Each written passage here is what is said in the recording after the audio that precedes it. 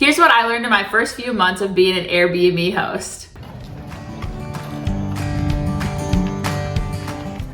Hi, welcome to my channel. If you haven't been following my journey already, I flipped a house into an Airbnb in this last year. The first topic we're going to cover today is calendar issues.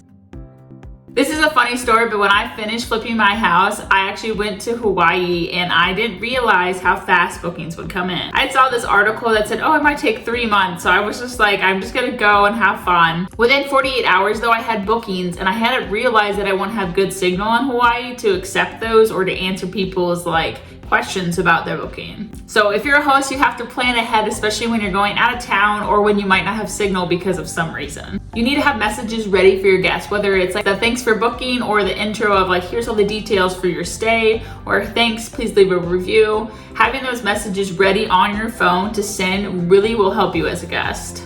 And then if you're traveling, just make sure that you have signal or you have somebody that's answering your guests just in case you get bookings. The second thing I learned how to deal with as a host was house issues or guest issues. During my very first booking with my very first guest, I woke up with this message on my phone.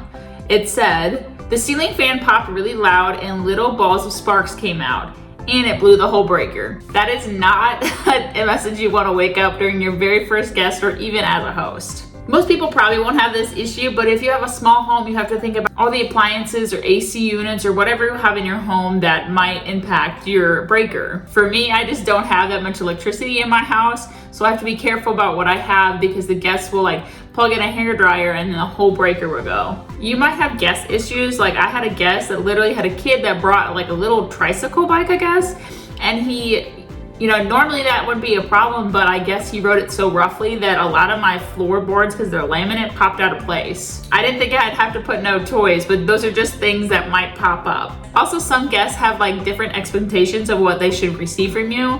I have a guest who contacted me over the weekend who was like, can you bring us more toilet paper? And I was like, I guess, but I was like, did you really go through 7 rolls in one weekend?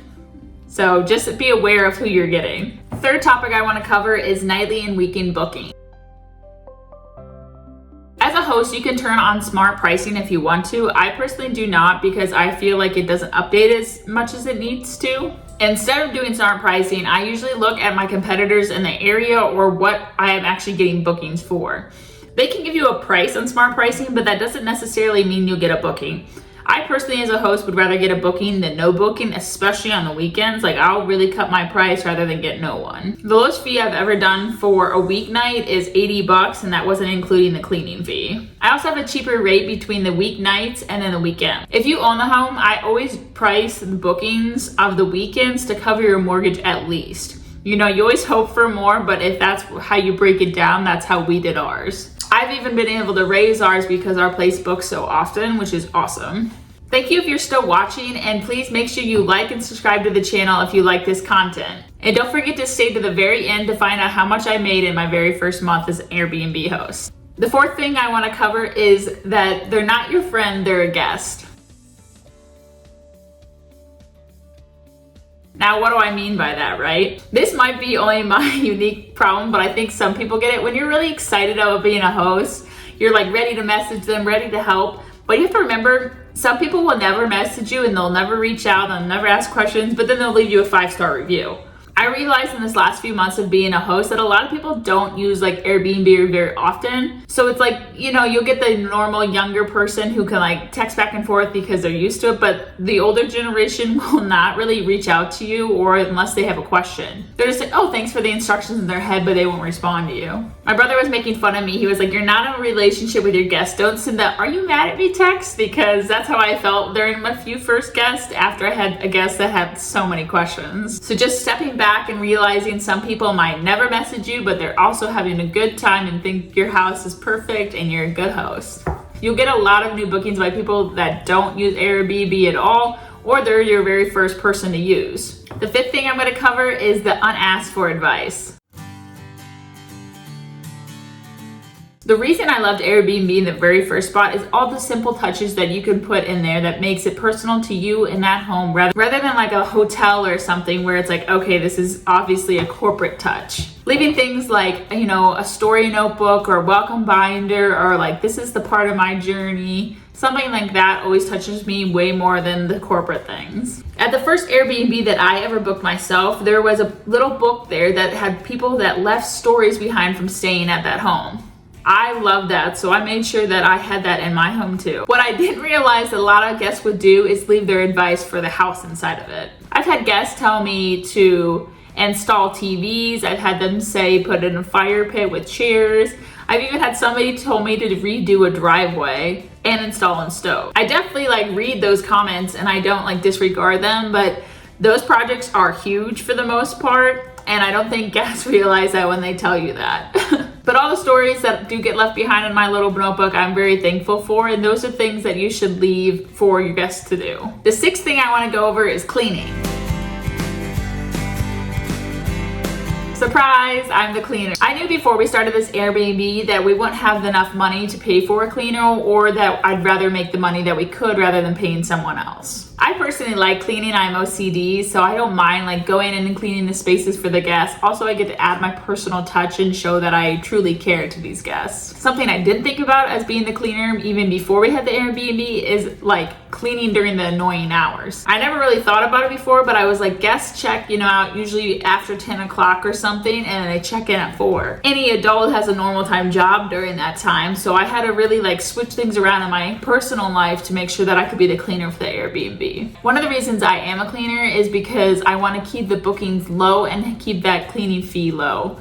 This is what a lot of hosts would tell you, but to even get a cleaner to come in, it costs usually over $100. That's the booking for my place. There is no way it would make any profit if I had a full-time cleaner there. I have had cleaners come in when I am busy or on vacation, and that works out well. The seventh thing I want to cover is the comfort zone and the comfortability of your guests.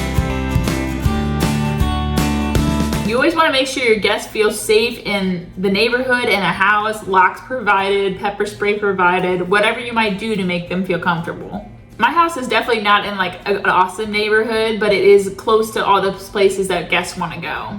I grew up in kind of a ghetto area, so maybe my tolerance of safe is different than other people.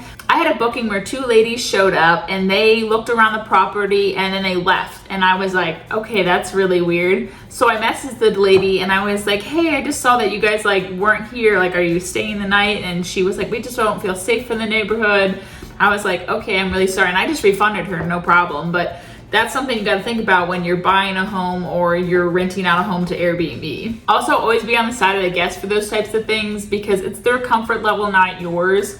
So just give them the refund as being a good host and be understanding. And with that lady, I refunded her and I actually got a booking for the second day of the weekend, so it worked out anyway. The eighth thing I want to cover is empathy for the guests. You never know who you might get in your Airbnb or what the situation that they're in.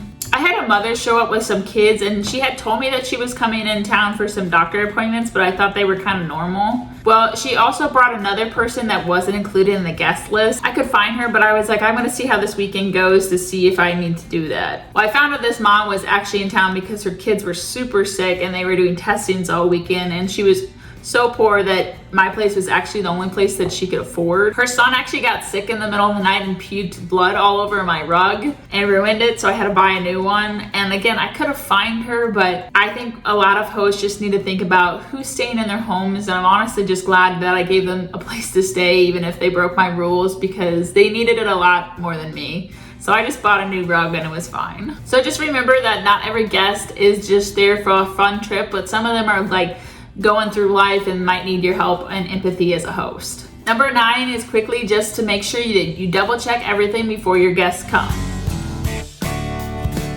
You should have extra sheets for all of your beds, even an extra comforter if you can afford it. You gotta make sure there's a storage of toilet paper and paper towels in your house somewhere, even if you have it locked up, so you can replenish that as the week goes. Because the last thing you want to do is have 2 bookings and have to run out to get toilet paper just to put in your home. So make sure you're carrying it with you or you got it locked up in the house somewhere. If you're the guest that provides snacks, make sure that's all there, and make sure you also have that locked up with the extra so you can fill it as you go. In one of my houses, I have a little cabinet that's not locked, but it just has everything tucked away. And in my other house, I have a closet that I lock that has all my extra beddings, towels, snacks, paper towels, those things. All right, number 10, the juicy stuff. How much did I make in my very first month as an Airbnb host? I posted my home on February 8th, but I'm just gonna do how much I made in the first month of March. We made a total of $2,109.79 in our first month. We were booked every single weekend and we had a few bookings throughout the week during that month. A lot of people might say this isn't a lot, but it's also paying for a house, so you have to remember that.